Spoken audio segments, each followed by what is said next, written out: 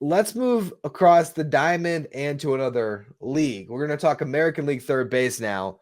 Jose Ramirez versus Rafael Devers. Again, another one where you put it on the list, and I'm like, Jose Ramirez, obviously. And then I look at the stats, and I'm seeing here's Rafael Devers has Jose Ramirez in average, has him in on base, has him in slug, has him in weighted runs created plus, has him in pretty much everything but F4 and home runs. And then, oh yeah, RBIs, massive difference. But I think that's partially due to the teams they play for.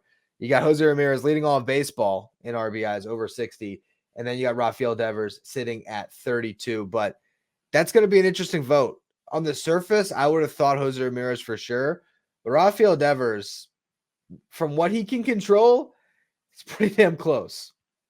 He really is almost a clone of Jose Ramirez, it feels like, for right now, a Boston Red Sox club that seemingly only has the identity of their third baseman. They've got some good young starting pitchers, but ultimately, you go back to the last time that they were relevant in the American League East. Rafael Devers was there for that, and you think about them doing it again here, either this season and being in the wild card hunt, or being relevant, next season and going forward. Rafael Devers is going to be a large part of that as well. And so him and Jose Ramirez being the last two standing in the American League for third base, again, isn't even just about who deserves it more at the position. It's which fan base is going to turn out more. And it wouldn't surprise you if Boston fans turn out more. Now, I think that the average fan is probably going to lean more towards Jose Ramirez. But if Boston really has only one shot at getting one of their guys in, because despite how good their pitching has been, fans do not vote on pitching whatsoever, which is another element that I think a lot of loosely based baseball fans don't realize. You don't vote on pitchers. They're selected by the coaches and managers and the commissioner and whatnot.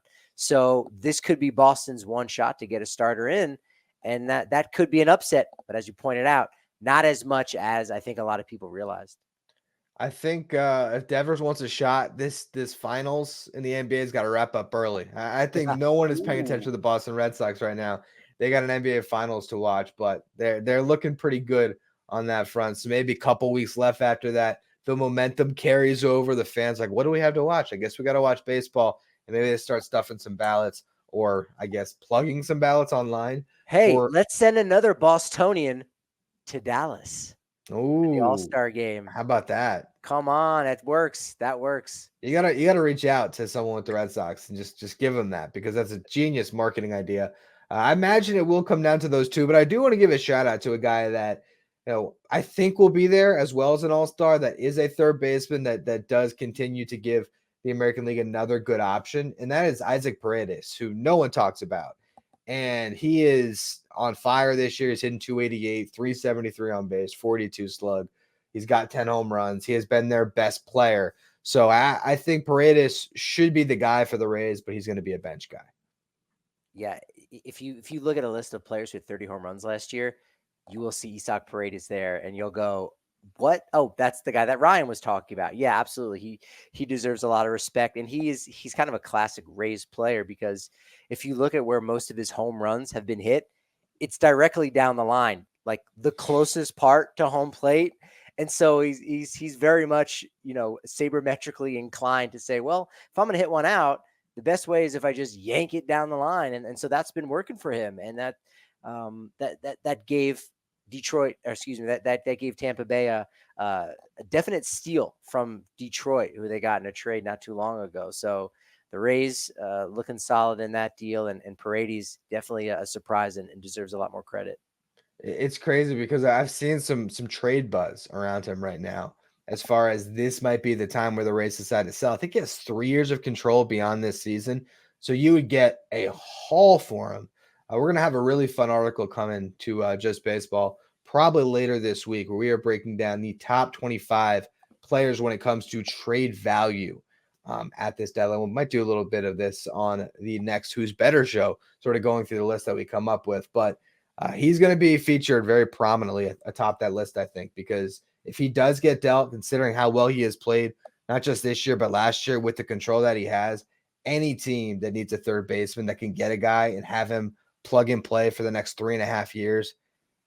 That's big time. But if you had to pick one, though, getting back to the original conversation, who do you think will start at third base at this All-Star game? You got Jose Ramirez or Rafael Devers?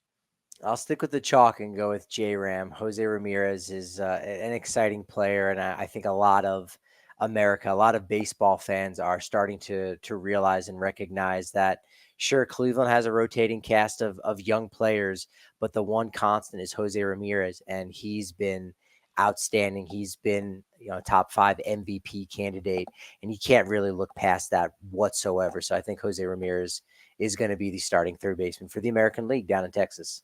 I really want to see Jose Ramirez not just start in the All-Star game because I agree with you, but I'd love to see him win an MVP, and I feel like this would be the year to do it based on the team that he has. And if you just really boil down what most valuable means, I think he is the guy. The problem, Aaron Judge looks like Aaron Judge from a couple years ago, and I don't know if anything's going to stand in Aaron Judge's way from winning another MVP because when he's playing at this level, he's unstoppable. And so I imagine he's going to get another one in his trophy case, but the dark horse that I'm pulling for in the American League is absolutely Jose Ramirez. Yeah, no, that's fair about Aaron Judge. He's been outstanding. I was looking at the division standings, and I was sort of thinking, like, what's more shocking, the fact that the Rays are only 3 games under 500, yet they're 14 games back of first place, and then you've got, the Mets are 8 games under 500, and they're 16 and a half, like. Or the Rockies with the second worst record in the National League, only, quote unquote, 17 games back of the Dodgers. And again, you've got the Rays in the mix, really, or it should be, right around 500, and they're sitting 14 games back of the Yankees. Again, got to give a lot of that credit to Judge and Juan Soto.